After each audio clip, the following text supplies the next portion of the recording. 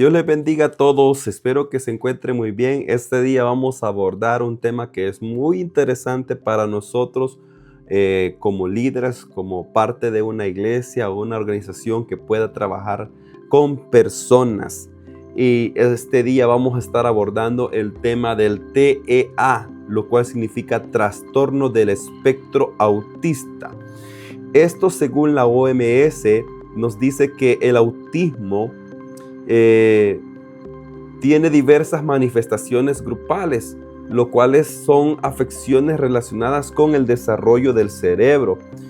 Algunos datos estadísticos dicen que en el año 2021 se consideraba que un aproximado de cada 127 personas había una que tenía autismo.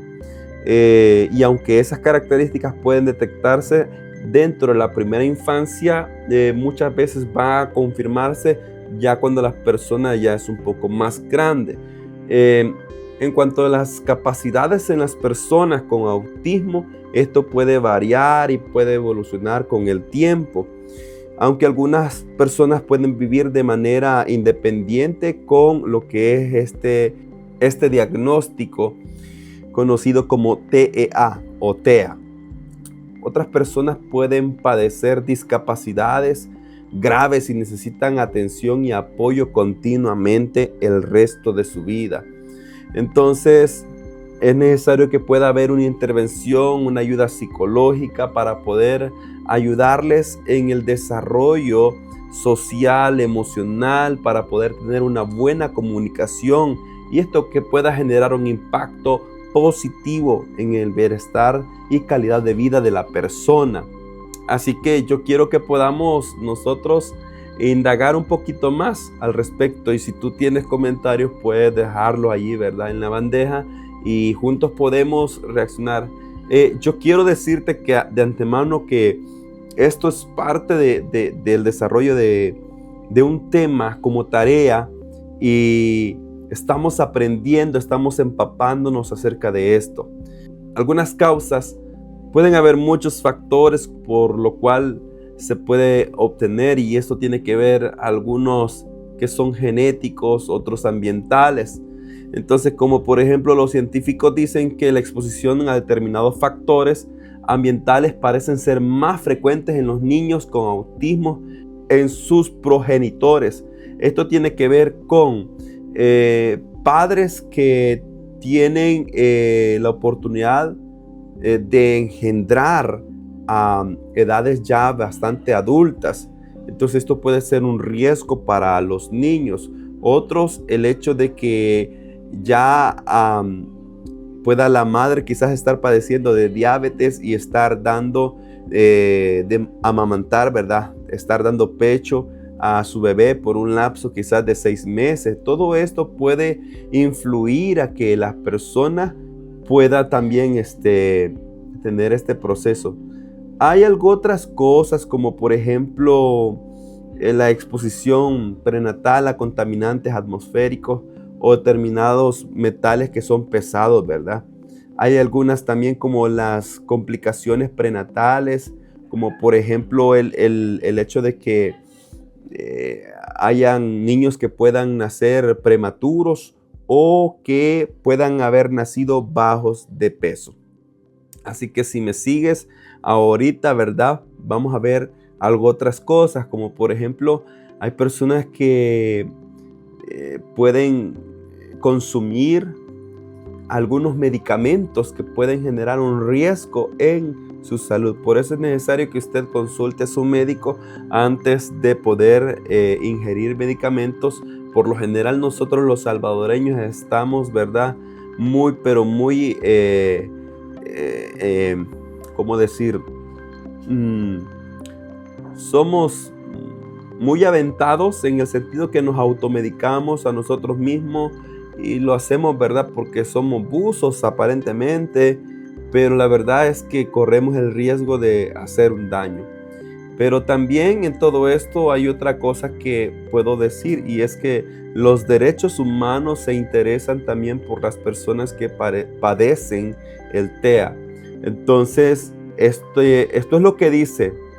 Esto es lo que dicen los derechos humanos, que toda persona, incluidas las personas con autismo, tienen derecho al disfrute del más alto nivel posible de la salud física y mental.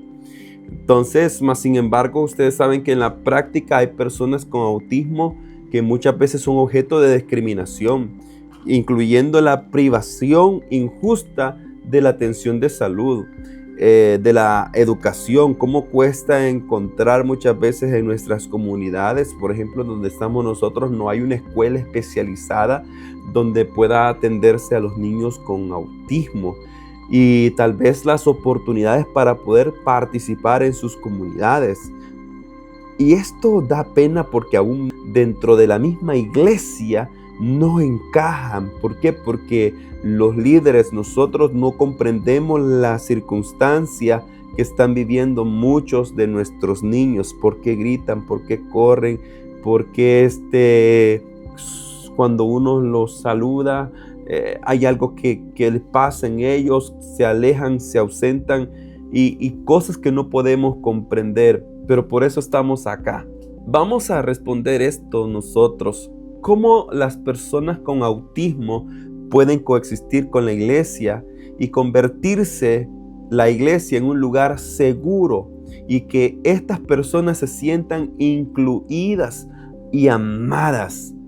Entonces, a lo mejor tú me puedes decir, pastor, dentro de nuestra iglesia han comenzado a ocurrir algunos casos en los que nosotros tuvimos quizás que acudir a la ayuda profesional de un psicólogo para poder ver a algunos niños, entre los cuales resultó positivo de que ellos tienen este diagnóstico.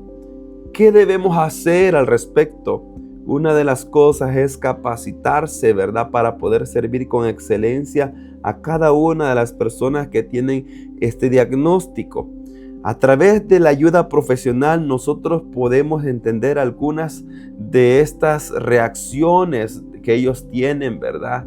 Entender de que gritan no porque están quizás influenciados por un mal espíritu, que se tapan los oídos por el simple hecho que ellos consideran que el sonido para ellos es demasiado fuerte, y usted, como a veces decimos yo como persona natural, cuando realmente esa palabra no está, ¿verdad?, registrada, sino que es entender que nosotros tenemos una obligación como parte de una iglesia, y es poder atender a todas las edades con el amor de Cristo.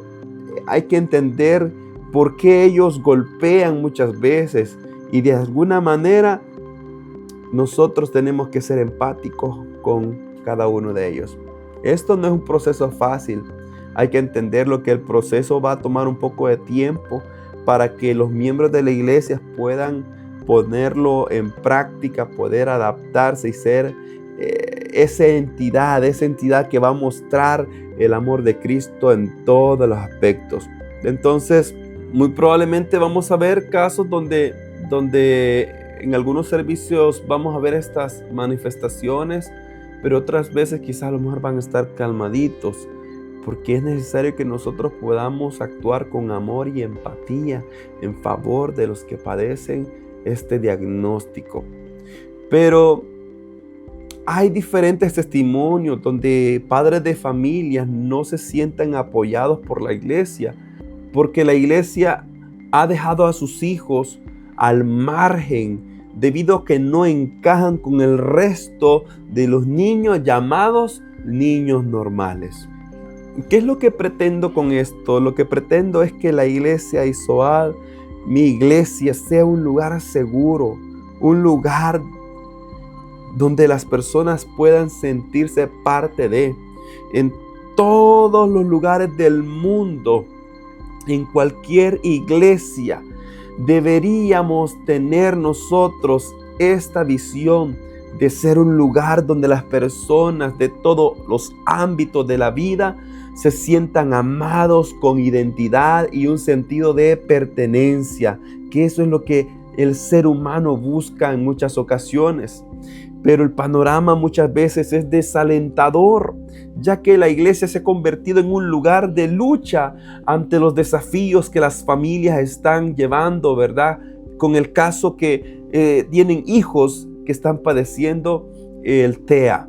Entonces, hay algunas cosas que tenemos que saber, que cada familia tiene un nivel de estrés con el que está luchando. Y en el caso de las familias que tienen personas que padecen del TEA, tienen un estrés que se manifiesta, y la iglesia no debería de ser un elemento más para añadir al estrés de estas personas. ¿Por qué es este estrés? Porque ellos no pueden controlar el comportamiento de sus hijos, porque están, ¿verdad?, pendientes de la señalización, el estigma social por el diagnóstico que cada uno de los miembros de su familia, o si solo es uno o son varios, puede padecer.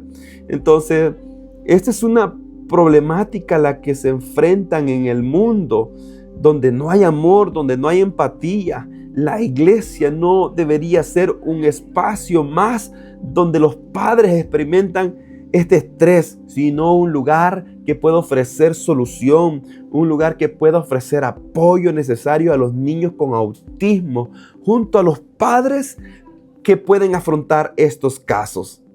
Hay una pregunta más, y es: ¿cómo podemos hacer iglesia con un trastorno de espectro autista?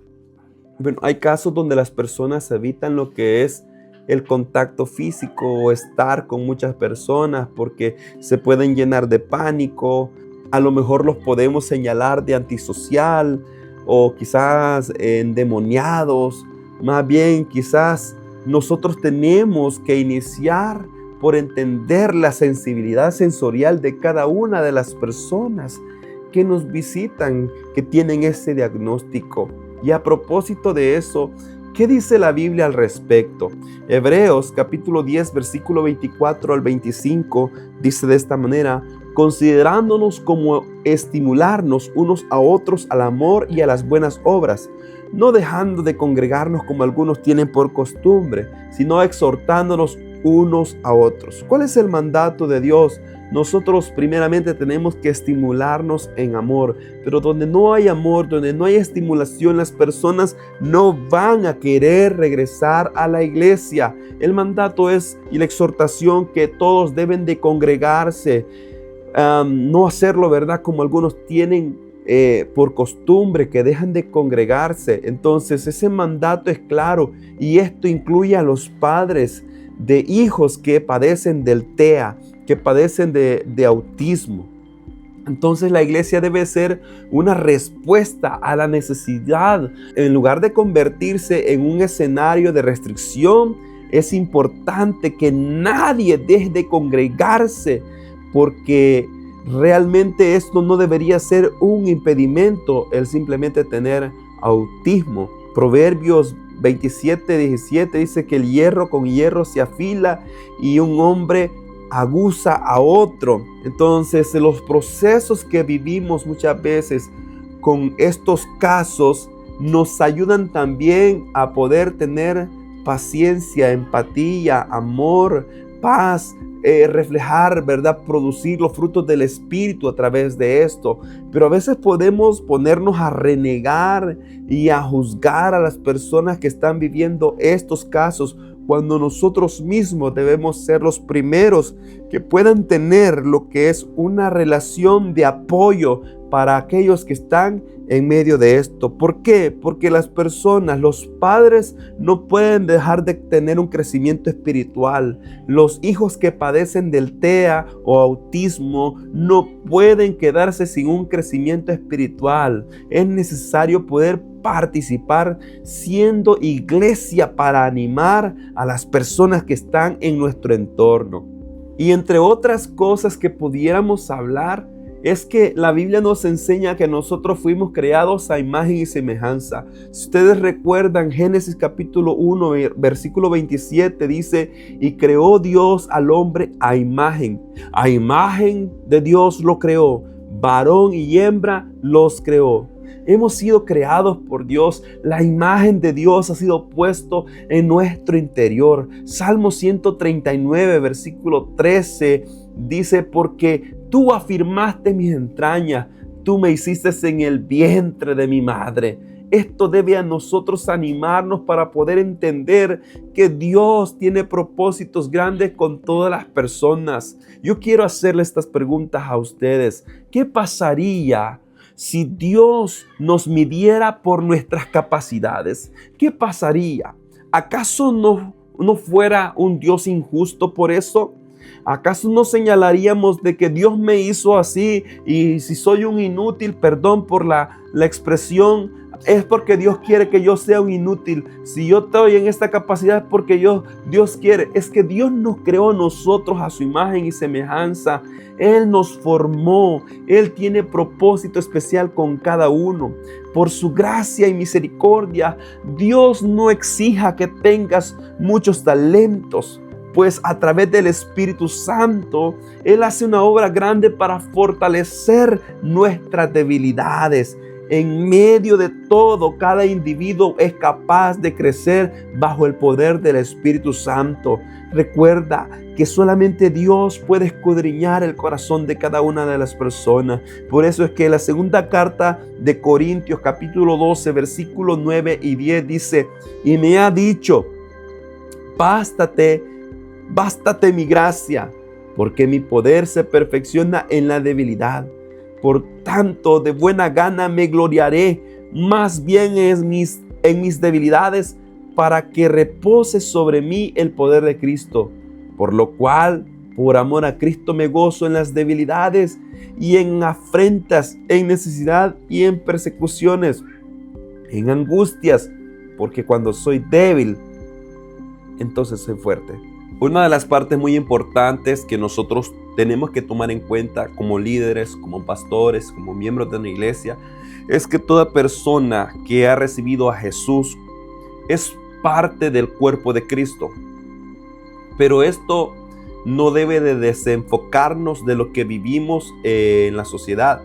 Cada una de las personas que no ha recibido a Jesús también es importante, pero para apoyar esto de lo que te estoy diciendo, según la primera carta de Corintios, capítulo 12, del 22 al 25, habla que cada una de las personas es parte del cuerpo de Cristo. Aún aquellos que parecen más débiles son los más necesarios. Aquellos del cuerpo que no parecen menos dignos, a estos vestimos más dignamente. Y los que en otros son menos decorosos, se tratan con más decoro. San Mateo capítulo 19, versículo 14 dice: dejad a los niños que vengan a mí y no se lo impidáis, porque de los tales es el reino de los cielos. Y una de las citas bíblicas que la licenciada Miriam compartió con nosotros es esta: San Lucas 14 dice: mas cuando haga banquete, llama a los pobres, a los mancos, a los cojos, a los ciegos, y serás bienaventurado, porque ellos no te pueden recompensar, pero te será recompensado en la resurrección de los justos. Usted puede decirme: sí, pero el contexto es cuando haga banquete, el contexto es cuando hay una fiesta, pero ¿acaso la celebración de un servicio no es una fiesta espiritual? ¿Acaso cuando nosotros tenemos una celebración dentro de la iglesia no es un motivo para que podamos alegrarnos y poder tener en cuenta a aquellos que no tienen la oportunidad, que no pueden recompensar? El error es que nosotros muchas veces estamos buscando gratificaciones, estamos buscando recompensa. San Mateo capítulo 12, versículo 20, en la Nueva Traducción Viviente dice: no aplastarás la caña más débil, ni apagarás una vela que titila. Al final hará que la justicia salga victoriosa. No podemos ir contra los débiles, no podemos ir con aquellos que están padeciendo este diagnóstico, no podemos ir en contra de ellos. ¿Cuál es el llamado de nosotros como iglesia? Bueno, lo primero que podemos decir es: La Biblia dice en San Mateo 28, 19 al 20 que tenemos que ir y predicar el Evangelio y enseñarle todas las cosas a toda la gente. Lo que Jesús nos ha enseñado, eso tenemos que transmitir. Pero también quiero que sepa que la marca del cristiano es el amor. Y es el amor no solamente para las personas que son cercanas a nosotros, es el amor para todas las personas, porque eso refleja lo que es la esencia de la iglesia. Entonces San Juan 13, 34, 35 dice: un mandamiento nuevo os doy, que os améis unos a otros, como yo os he amado, que también os améis unos a otros. En esto conocerán todos que sois mis discípulos, si tuviereis amor los unos con los otros. Hay que tener amor, hay que tener empatía, pero a veces podemos decir: uy, ese niño cómo grita, uy, ese niño qué bárbaro, la mamá no le ha enseñado disciplina, y muchas veces tendemos a juzgar sin saber que probablemente hay un diagnóstico que está viviendo este pequeño, y que su mamá está luchando ante todo este proceso entre sociedad, iglesia y su necesidad como cristiana de seguir creciendo. Romanos 15:7, también en la Nueva Traducción Viviente, nos dice: por lo tanto, acéptense unos a otros tal como Cristo los aceptó a ustedes, para que Dios reciba la gloria. Y esto nos da a entender a nosotros que como iglesia tenemos una responsabilidad, la cual es llevar a cabo la tarea de amar como Dios nos ha amado. Esto nos da a nosotros también un compromiso de acompañar. Es parte de la tarea de poder ayudar con las cargas a los demás y ser sensibles ante las necesidades que los demás puedan estar padeciendo. Gálatas 6:2 en la Nueva Traducción Viviente dice: ayúdense a llevar los unos las cargas de los otros y obedezcan de esta manera la ley de Cristo. El poder ayudarnos, el ser empático es muy importante dentro de la obra de Dios. El tener amor para las personas que padecen este proceso de TEA. La primera carta de Tesalonicenses, capítulo 5, versículo 14, siempre en la misma versión, Nueva Traducción Viviente, dice: hermanos, les rogamos que amonesten a los perezosos, alienten a los tímidos. Y esta parte es muy importante: cuiden con ternura a los débiles, sean pacientes con todos. Si hay algo que está pasando en este tiempo, es que estamos careciendo de paciencia, que estamos careciendo de cuidado con ternura, que estamos careciendo de alentarnos los unos a los otros. A los perezosos no se les puede decir nada porque se van de la iglesia, porque dicen que ya no hay amor, porque las cosas ya no son como antes, porque Dios jamás nos dijo que hiciéramos obra social, porque Dios no quiere que estemos en eso, que estas personas simplemente no encajan con la iglesia, hay que dejarle esto a las fundaciones para que ellos se encarguen.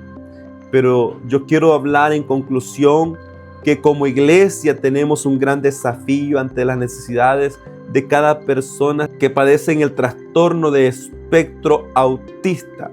Por eso es que nosotros debemos de animarnos los unos a los otros. Nadie debe de desanimar a nadie, más bien. Por eso es necesario que nosotros podamos pedirle al Señor el mover del Espíritu Santo en cada corazón, para que cada persona anhele capacitarse, que los líderes puedan buscar personas idóneas que tengan el Espíritu Santo y que tengan la vocación, y que esta necesidad pueda ser revelada a los corazones para mostrar misericordia, para mostrar justicia, para mostrar amor y empatía para con los niños, con los adolescentes, las personas adultas que padecen de este diagnóstico.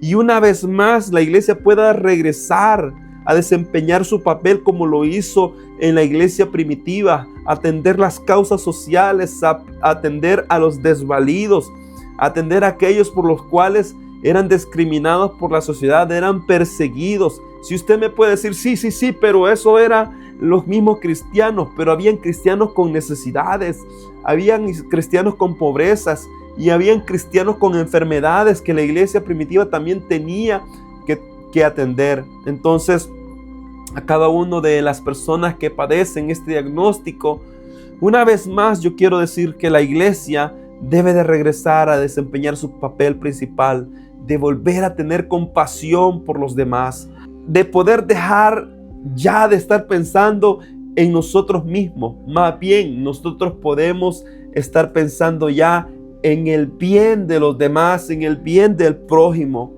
Hay que comenzar a pensar como Cristo quiere que pensemos y hay que actuar como Cristo quiere que actuemos. Espero que este tema sea de gran ayuda para ti y podamos tener un buen tiempo para poder reflexionar y que nuestros líderes y nuestras iglesias estén preparados para lo que venga respecto a este tema del TEA. Dios te bendiga.